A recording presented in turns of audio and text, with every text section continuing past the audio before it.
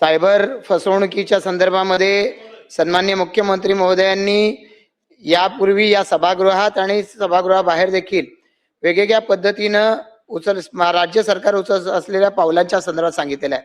अध्यक्ष महोदय, हे सरकारच्या माध्यमातून जरी वेगवेगळ्या पद्धतीची पावलं उचलण्यात आलेली असली तरी सुद्धा ऑनलाईन गेमिंग याच्या बाबतीमध्ये आणि सायबर फ्रॉड याच्या बाबतीमध्ये आजही मध्यमवर्गीय नागरिकांच्या मनामध्ये मोठ्या प्रमाणावरती चिंता आहे आणि मोठ्या प्रमाणावरती त्यांच्या मनामध्ये अनरेस्ट आहे. बऱ्याच वेळेला गुन्हे हे दाखल करून घेतले जात नाहीत आणि गुन्हे दाखल करून घेतले तर त्याच्या तपासाला प्रचंड विलंब लागतो आणि मग असं सांगितलं जातं पोलिसांच्याकडून की जर अशाच पद्धतीचा गुन्हा करताना हेच गुन्हेगार जर सापडले तरच तुमचा तपास होऊ शकतो, असंच बऱ्याच वेळेला पोलिसांकडून सांगितलं जातं. अध्यक्ष महोदय, आपण उत्तरामध्ये दिलंय की ऑनलाईन गेमिंगच्या मुळे 2024 आणि 25 मध्ये 120 गुन्हे दाखल झालेले आहेत. अध्यक्ष महोदय, जर आपल्याकडे राज्यामध्ये सायबर कार्यालयामध्ये 26 तज्ञ सल्लागार आहेत, 1000 पोलीस अधिकारी याचं ट्रेनिंग घेतलेलं आहे, तर गुन्ह्यांची संख्या कमी आहे.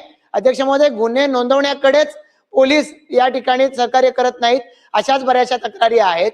अशा वेळेला या राज्यामध्ये जास्तीत जास्त असे जे प्रकार उघडकीस येतात याच्यात गुन्हे दाखल झाले पाहिजेत आणि त्याच्या तपासाच्या संदर्भामध्ये कुठं ना कुठंतरी सरकार जसं वेगवेगळ्या बाबतीमध्ये त्यांचा एक डिजिटल प्लॅटफॉर्म तयार करतं तसा प्लॅटफॉर्म तयार करून याचा रिव्ह्यू सातत्यानं घेणं, किती तपास उघडकीस आला या बाबतीमध्ये सुद्धा पाठपुरावा करणं हे सुद्धा आवश्यक आहे. हे सरकार करणार काय? अध्यक्ष महोदय, आपण या सभागृहामध्ये अनेक वेळेला सायबर गुन्ह्यांच्या बाबतीमध्ये आपण चर्चा केलेली आहे. माननीय सदस्य प्रशांत ठाकूर यांनी ऑनलाईन गेमिंगच्या बाबतीमध्ये आपण जी काही तक्रार इथे उपस्थित केली आहे की गुन्ह्यांची संख्या कमी आहे आणि आवश्यक तितकी कारवाई होताना दिसत नाहीये. अध्यक्ष महोदय, आपल्याला कल्पना आहे की या अगोदर आपल्याला ऑनलाईन गेमिंगच्या बाबतीमध्ये कायद्याचा तसा जास्त कडक आधार नव्हता, परंतु केंद्र सरकारने आता नवीन कायदा हा पारित केल्याच्या नंतर ऑनलाईन गेमिंग मध्ये आता थेट आपल्याला आर्थिक गुंतवणूक करून किंवा पैशाचा वापर आता करण्यामध्ये पूर्णपणे बंदी घातलेली आहे. पण आता आपल्याला त्या आधारे नक्कीच आपण गुन्हे आता दाखल करायला आपण सुरुवात देखील केलेली आहे आणि ते आपण कारवाई देखील आपण तिथे एक स्ट्रिंजंट कारवाई आपण करायला सुरुवात देखील आपण केलेली आहे. प्रश्न असा आहे की आपण एक लक्षात घेतलं पाहिजे की या सायबर गुन्ह्यांमध्ये जी काही आपल्याला वाढ होताना दिसते, नवीन टेक्नॉलॉजी रोज आपण वापरताना हे जोड दिसत आहेत. एक माननीय मुख्यमंत्री मोदयांनी याही अगोदर सभागृहामध्ये देखील सांगितलं होतं की आपल्याला विशेष म्हणजे आता आपल्या प्रश्नामध्ये अजून एक जो अंतर्भाव जो आहे तो ई चलानचा, म्हणजे आपल्या मोबाईलवरती एक मेसेज येतो आणि ईपीकेच्या नावाने तो एक लिंक येते. लिंक आपण ओपन केली, विशेषतः अँड्रॉइड मोबाईलमध्ये हे जास्त होतं. आपण लिंक ओपन केली की ती आपल्या मोबाईलमधला सगळा डेटा हा त्या व्यक्तीकडे जातो आणि मग त्या माध्यमातून ते चोरी करत असतात.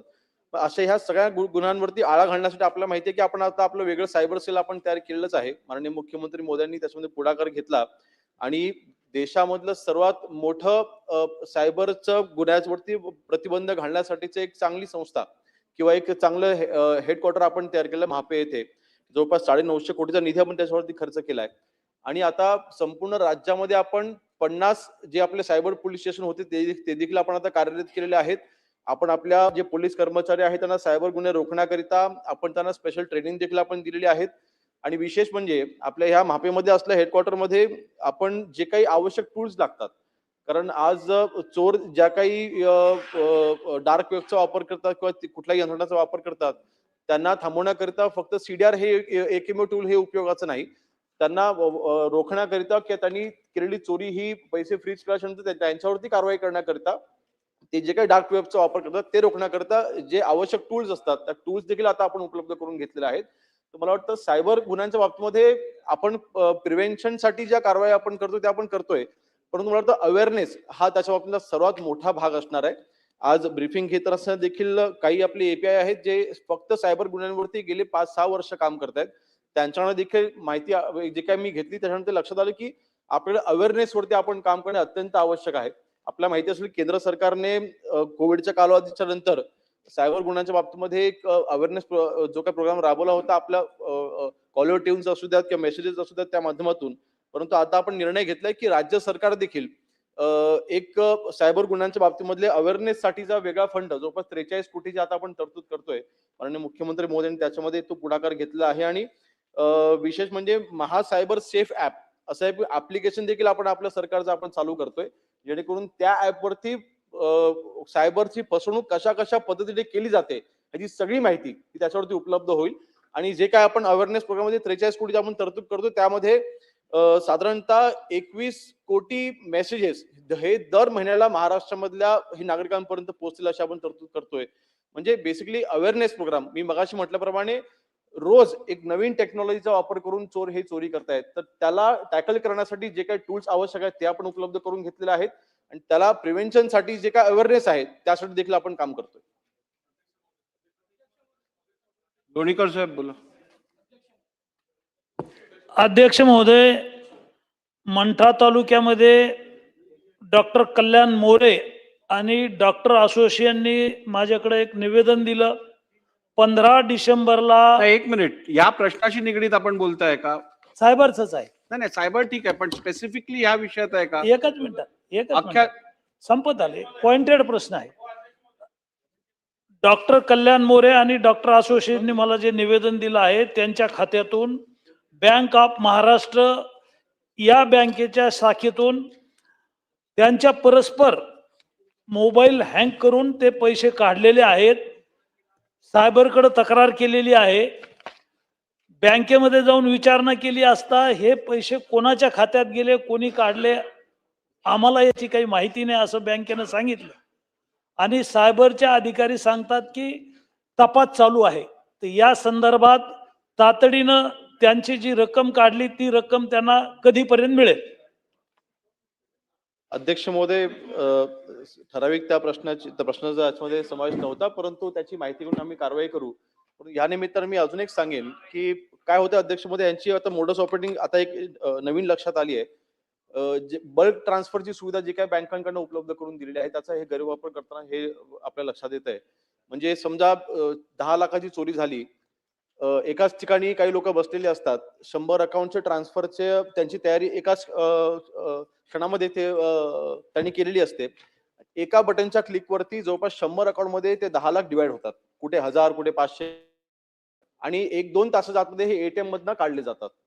आणि मग शेवटी ते एटीएम मधनं ते पैसे त्यांनी विड्रॉल केल्याच्या नंतर कधी कधी ते मग गोल्डन आवर्स मध्ये देखील जर का तक्रार दाखल झाली असेल तरी सुद्धा आपल्याला ते पैसे सापडत नाहीत किंवा मिळत नाहीत. परंतु अशा देखील आपण कारवाई केलेल्या आहेत. तर ज्या अशा जे काही यंत्रणा किंवा जे काही चोर अशा पद्धतीने सायबर चोरी करत होते अशांवरती देखील आपण आता सध्या कारवाई केलेली आहे. परंतु नक्कीच ह्याला प्रिव्हेन्शन म्हणून मी मगाशी म्हटल्याप्रमाणे ज्या काही आवश्यक कारवाई करणं गरजेचं आहे ते आपण करतोय. पण ठराविक आपली जी तक्रार आहे त्याची माहिती घेऊन त्याच्यावर आम्ही कारवाई करू. विकास ठाकरेजी बोला. अध्यक्ष महोदय, सायबर गुन्हे रोखण्यासाठी राज्य शासनानं पाऊल उचललं आहे, त्याची माहिती सुद्धा सभागृहात दिली आहे. परंतु फसवणूक झाल्यानंतर आतापर्यंत त्याचा रिकव्हरी रेट किती आहे, किती लोकांचे पैसे परत मिळाले आहे?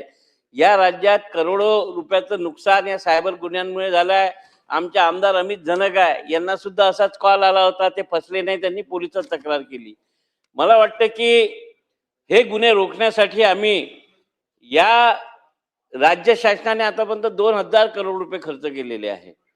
परंतु जोपर्यंत हा गुन्हा घडू नये यासाठी जनतेला सतर्क करत नाही आपण गोल्डन अवर मध्ये, तर आपण त्याला सांगतो. परंतु रिअल टाइम अलर्ट संदेश जर आपण सामान्य जनतेपर्यंत, जसं आता मंत्री महोदयांनी उत्तरात सांगितलं की दिलं, तर माझा हा स्पेसिफिक प्रश्न आहे की शासन सामान्य जनतेपर्यंत राज्यातल्या हे गुन्हे घडू नये यासाठी काही संदेश पाठवणार आहे का, जेणेकरून हे 2% रिकव्हरी रेट आहे, हा गुन्हा घडायच्या आधीच जर जनता सतर्क झाली तर थांबू शकेल? यासाठी सरकारची काय योजना आहे, हा माझा स्पेसिफिक प्रश्न.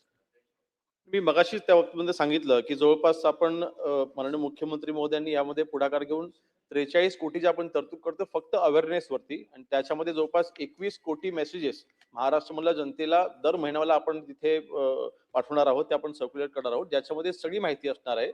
आणि काही आपण फिल्म्स देखील तयार करतोय, काय आपण शॉर्ट स्टोरीज देखील आपण तयार करतो, आणि सोशल मीडियाचा वापर करून आपण प्रिव्हेन्शनसाठी जे काही अवेअरनेस प्रोग्राम राबवणं गरजेचं आहे ते आपण करतोय.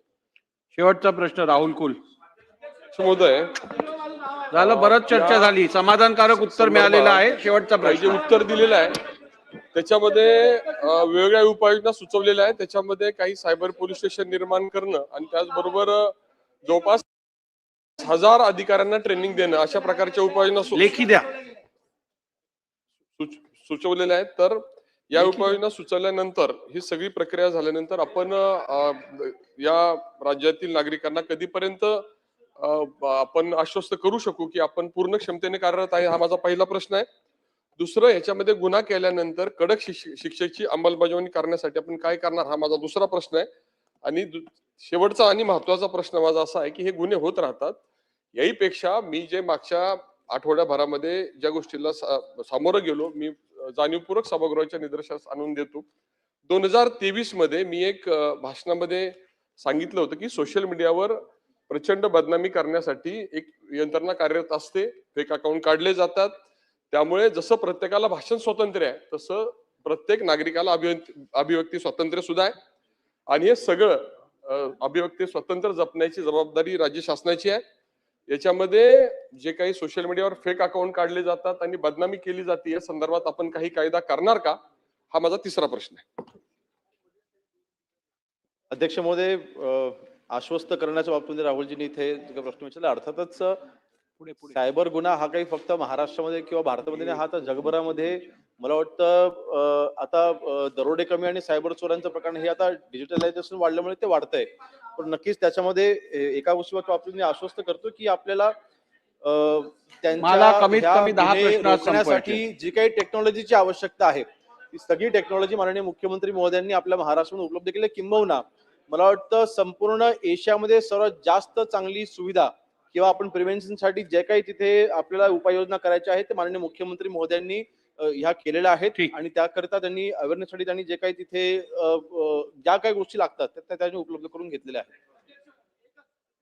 महोदय, सन्मान्य राहुल कुलजींनी जो मुद्दा उपस्थित केला की सोशल मीडिया प्लॅटफॉर्मचा उपयोग करून कुठल्याही पुराव्याविना बदनामी करणे हे खूप मोठ्या प्रमाणात वाढलेलं आहे आणि समाजातल्या सगळ्या स्तरातल्या लोकांना त्याचा सामना करावा लागतो, महिलांना तर विशेषतः करावा लागतो. आणि म्हणून या संदर्भात कायद्यामध्ये काही बदल किंवा तरतूद करता येईल का हे पडताळून पाहण्याकरता राज्याचे जे DG आहेत त्यांच्या अध्यक्षतेखाली एक कमिटी तयार करण्यात येईल आणि त्यांच्या रिकमेंडेशन प्रमाणे पुढची कारवाई केली जाईल. या संदर्भात मुख्यमंत्री महोदय एकच सजेशन असं आहे की इन्फॉर्मेशन टेक्नॉलॉजी ऍक्ट खाली सेक्शन 66A मला वाटतं त्यावेळेला असं डेफर्मेटरी काहीही आपण इंटरनेटवर टाकलं तर यापूर्वी अरेस्ट करायची तरतूद होती, त्यानंतर ती आपण शिथिल केली आणि ती प्रोव्हिजन आपण काढली. तर आता ही वाढतं प्रमाण बघून तशी प्रोव्हिजन परत आणण्याची गरज आहे का, यावरती परत लक्ष देणं आवश्यक आहे. होय अध्यक्ष महोदय, मुळामध्ये आपल्याला कल्पना आहे की हा जो कायदा आहे या कायद्यामध्ये सर्वोच्च न्यायालयाने काही त्याच्यामध्ये निर्णय दिले आणि त्या निर्णयांमुळे एक प्रकारे या कायद्याची इफेक्टिव्हिटी कमी झाली आहे. दुसरं, पूर्वी IT ऍक्ट सोबत आपण IPC किंवा आताचा BNS लावायचो, तेही आता लावता येत नाही. त्याच्याही संदर्भात सुप्रीम कोर्टाने आणि म्हणून आता याला कायदेशीर इंटरव्हेन्शन हेच आवश्यक आहे. त्यामुळे आपण जसं सांगितलं तेही या समितीच्या कार्यकक्षेत देऊन आपल्याला स्टेट ऍक्ट, स्टेट अमेंडमेंट जे काही करता येईल त्या संदर्भात ते करण्याचा प्रयत्न करू.